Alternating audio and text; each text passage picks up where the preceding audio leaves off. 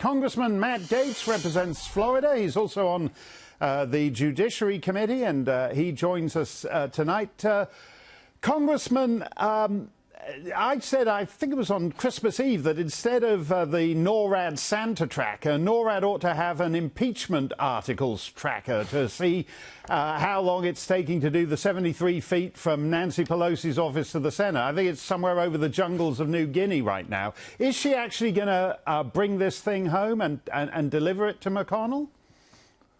Nancy Pelosi appears to be limping through the back nine of the delivery of the articles of impeachment. And I think for regular folks in this country, it's quite interesting to see an impeachment with first no crime and no victim, but now no transmission of the articles themselves. Listening to that montage you had of the mainstream media giving Nancy Pelosi a proverbial cat bath, it just reminds me that the rest of us ends up stuck with the hairball with this sort of bizarre circumstance where just weeks ago it was Jerry Nadler and Eric Swalwell saying things like nothing could be more urgent than this impeachment. Swalwell called it a crime spree in progress, and now Nancy Pelosi sort of holds the articles of impeachment like some demented, non-Santa Claus not delivering the gifts to the children. It's very strange to observe.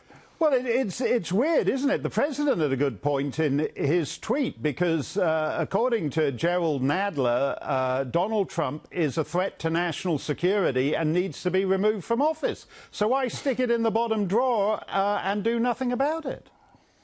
Well, it demonstrates that this was a political process from the beginning. We're about to turn over a new year, a new decade, but we continue to see the same politics just by new means. And what Democrats have done is they've really cheapened the impeachment process to any disagreement about the utilization of presidential power or any disagreement at maybe a president's different type of approach to a particular problem set all of a sudden becomes impeachable now. And when they say in their court filings that they're not done investigating articles of impeachment, I actually believe them because they have no agenda for the American people. So they are substituting this process, these investigations and impeachment, for actual legislation that might improve the lives of the people that were elected to serve. Well, doesn't that court filing really give the game away? Because it's one continuous investigation, just as Russia led into Ukraine, and, maybe Trump was on the phone to some guy in Tajikistan, and we can put that on hold for next week's impeachment. I mean, basically, they've been doing this actually since before he was inaugurated, and it's worked only in that it's super enthused the Republican base for 2020.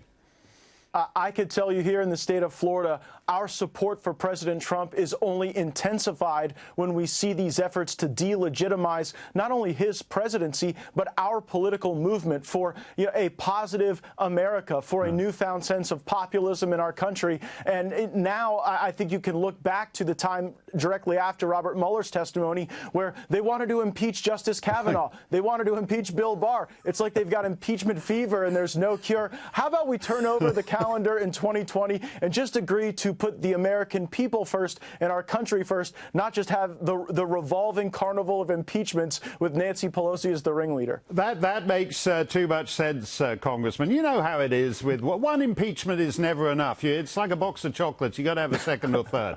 Thank you very much for joining us tonight.